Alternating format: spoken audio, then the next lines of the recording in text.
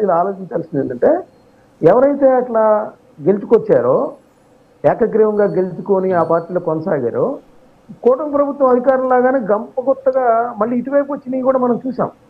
వాళ్ళ విన్యాసాలు చూసాం అన్నమాట. అవును, అవును. అంటే ఎలాంటి వాళ్ళు ఏకగ్రీవంగా ఉన్నవాళ్ళు మీ పక్కన ఉంటారనుకోవడం వాళ్ళ భ్రమ అనమాట.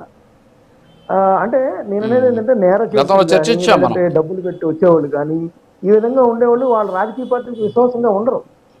ఒకటి. రెండోది ఏంటంటే ఏ పార్టీ అధికారంలోకి ఉంటే ఆ పార్టీ వాళ్ళే ఎప్పుడూ కూడా స్థానిక సంస్థల్లో విన్నింగ్ అవుతూ వస్తున్నారనేది ఇక్కడ మనం గమనించాల్సిన అవసరం. అయితే ఏంటంటే గత 2021 ఎన్నికల సందర్భంగా కొద్దిగా హింస పరాకాష్ఠకు చేరటం, అసలు నామినేషన్లు వేసే పరిస్థితి లేకపోవడం అనేది కనిపించింది. ఇప్పుడు నాగమల్లేశ్వరి గారు చెప్పినట్టు మనం పులివెందుల అది బై ఎలక్షన్ చూసాం. ఆ బై ఎలక్షన్ అప్పుడు కూడా అదే ఆరోపణ కదా, మమ్మల్ని అసలు ఓట్లు వేయడానికి రాని కొన్ని గ్రామాల వాళ్ళు అన్నారు. ఇప్పుడు పొంగనూరులో ఏ విధంగా అయితే ఆ విధంగా నామినేషన్ వేయకుండా చేశారో, అసలు ఓట్లు విషయంలో పులివెందులో చేశారని జగన్మోహన్ రెడ్డి గారు స్వయంగా ఆరోపించిన పరిస్థితి. అయితే నేననేది ఏంటంటే అసలు ఈ లోకల్ బాడీ ఎలక్షన్స్ విషయంలో వీళ్ళు ఉత్సవ విగ్రహాలుగా మార్చేశారు. అది మున్సిపల్ చైర్మన్లు కావచ్చు, కార్పొరేషన్ చైర్మన్లు కావచ్చు, అదే నగర పంచాయతీల సర్పంచ్లు కావచ్చు, ఎక్కడా కూడా లోకల్ అంటే ఏదైతే మన గ్రామ స్వరాజ్యం పేరుతో ఉన్నామో దానికి ఎక్కడా కూడా వాళ్ళ నిధులు ఖర్చు చేసే పరిస్థితి లేదు. ఇప్పుడిప్పుడే కొద్దిగా ఆ పంచాయతీరాజ్ వ్యవస్థలో వాళ్ళ నిధులు వాళ్ళు ఖర్చు పెట్టే పరిస్థితి వచ్చింది. అప్పుడైతే మొత్తం 7,700 కోట్లు డైవర్ట్ చేసినట్లు జగన్మోహన్ రెడ్డి గారు. ఆయన ఏంటంటే ఆయన ప్రయారిటీ అంతా ఏంటంటే సంక్షేమ పథకాల మీద దృష్టి కేంద్రీకరించారు. సో అప్పుడు నగర పంచాయతీలు వాళ్ళేమి స్వయం పాలన చేసుకోవాల్సిన అవసరం లేదు.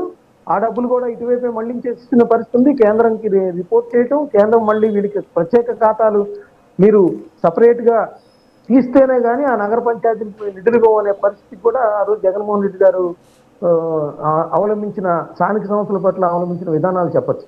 ఎందుకంటే పారిశుద్ధ్యం కానీ లేదంటే మంచినీటి తాగునీటి సరఫరా విషయంలో కానీ వాళ్ళు ఒక పైసా కూడా ఖర్చు చేయలేని పరిస్థితి ఉంది. కొన్ని పంచాయతీలు అయితే అసలు జీతాలు కూడా నెలల తరపున ఇవ్వలేదు. సో ఇప్పుడిప్పుడే అవి వస్తున్నాయి. అంటే ఎవరిననేది కాదు, గతంలో వాళ్ళు అదే దీని మీద ఎన్నికలకు వెళ్ళారు.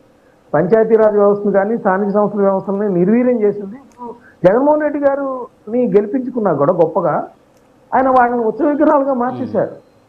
ఓకే, ఆయన గెలిచారు, దానిలో తప్పలేదు. సరే, అది హింసాకాండ వల్ల గెలిచారా, దౌర్జన్యాల వల్ల గెలిచారా, మొత్తానికి ఆయన డెమోక్రటిక్ గా ఆయన వెళ్ళారు, గెలిచారు. అది మనం ఏకగ్రీవంగా కానివ్వండి, మొత్తం జెడ్పీటీసీలు అయితే మొత్తం స్వీప్ చేసేశారు, మున్సిపాలిటీలు అయితే 74 గెలిచారు. సో ఇవన్నీ ఉన్నా కూడా ఆ స్థానిక సంస్థలకి ఆయన చేసింది ఏంటి? ఇప్పుడు చంద్రబాబు నాయుడు గారు కూడా వాళ్ళ పాలన వాళ్ళు చేసుకునేలాగా వాళ్ళకి ఈ అభ్యర్థులు నుంచో పెట్టడం కానీ ఆ విధంగా చేస్తారా లేదా? ఎందుకంటే ఇప్పుడు వాళ్ళు అంటా ఉన్నారు, మున్సిపాలిటీలో విశాఖపట్నంలో చూస్తే మొన్న ఎమ్మెల్యేలు ఎమ్మెల్సీలు వెళ్ళి మాట్లాడేస్తున్నారు. అక్కడ గెలిచిన కార్పొరేటర్లు కూడా విలువట్లేదు స్థానిక సంస్థల్లో. మున్సిపాలిటీలో కూడా వాళ్ళు కోఆప్షన్ సభ్యులు వాళ్ళు వెళ్ళి అక్కడ లోకల్ బాడీస్ లో కూడా వాళ్ళు కూడా ఒక ఎక్స్-ఆఫీషియో సభ్యులుగా చేరతారు. అక్కడ కూడా వాళ్ళే డామినేట్ చేస్తారు. అంటే నేనేమంటానంటే, సరే ఇప్పుడు ఇదంతా ఒక ఇది రాజకీయంగా ఏంటంటే ఖచ్చితంగా ఏదైతే 2021లో జగన్మోహన్ రెడ్డి గారు అనుసరించారు, దౌర్జన్యాలు, హింస, నామినేషన్లు వేయలేని పరిస్థితుల్లో వాటిని ఈ రోజు మార్చాలి.